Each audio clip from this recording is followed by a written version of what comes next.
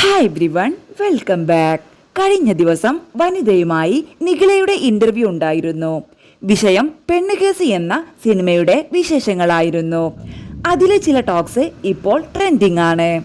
അവരുടെ വാക്കുകൾ ഇങ്ങനെ: ടീസർ കണ്ടപ്പോൾ ഒരു ഫീമെയിൽ സെൻട്രിക് പടമാണ് എന്ന് തോന്നി. അതിനെ ചുറ്റിപ്പറ്റിയുള്ള കഥ പോലെ. ശരിക്കും അങ്ങനെയാണോ എന്ന ചോദ്യത്തിന് ഫീമെയിൽ സെൻട്രിക് സിനിമ എന്ന് പറഞ്ഞുകൂടാ. ഒരു ഫീമെയിലാണ് കോർ ക്യാരക്ടർ എന്നാണ്. അതിനെ ചുറ്റിപ്പറ്റിയുള്ള ഒരുപാട് മനുഷ്യരുടെ കഥയാണ് പെണ്ണ് കേസ്. ബേസിക്കലി ഒരു വിവാഹ തട്ടിപ്പ് നടത്തുന്ന ഒരു പെൺകുട്ടിയുടെ കഥയാണ്. ടീസറിൽ എന്താണ് കണ്ടത് അതൊക്കെ തന്നെ.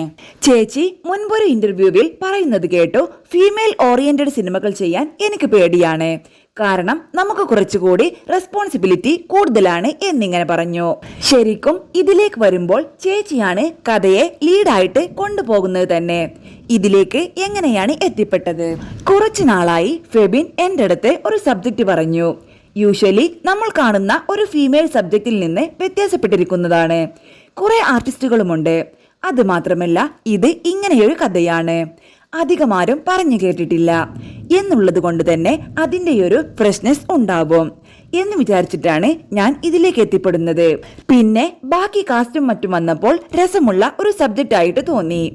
ചേച്ചിയുടെ നോർമൽ ലുക്കിൽ തന്നെ വളരെ ഇന്നസെന്റ് ഫേസ് ആണ്. അപ്പോൾ നോർമലി ഇതുപോലുള്ള കുറെ ലൈനും റിലേഷൻഷിപ്പും ഒക്കെയുണ്ട്. ചേച്ചിയുടെ ഈ ഇന്നസെന്റ് ഫേസ് ആ ക്യാരക്ടറിന് എത്രത്തോളം സ്യൂട്ടായിട്ട് തോന്നി എനിക്കറിയില്ല. എന്നെ ആദ്യമായിട്ടാണ് ഒരാൾ ഇന്നസെന്റ് എന്നൊക്കെ പറയുന്നത്. സാധാരണ എല്ലാവരും പുച്ഛം ഫീലാണ് പറയാറ്. ചിലപ്പോൾ അവരുടെ അവസ്ഥയായിരിക്കാം. എന്താണെന്നുള്ളത് സിനിമ കണ്ടാൽ തന്നെ നിങ്ങൾക്ക് മനസ്സിലാകൂ. ഈ സ്ക്രിപ്റ്റ് വന്നപ്പോൾ എന്താ ഫെബിനെ എന്നെ തന്നെ കാസ്റ്റ് ചെയ്യാൻ കാരണമെന്ന് ചോദിച്ചിട്ടുണ്ടോ? ഞാൻ ചോദിച്ചില്ല. മേ ബി എനിക്ക് കുറച്ച് വേരിയേഷൻസ് ഉണ്ട്, അങ്ങനെയൊക്കെ വെച്ചിട്ടായിരിക്കണം കൺസിഡർ ചെയ്തിട്ടുണ്ടാവുക എന്ന് തോന്നുന്നു.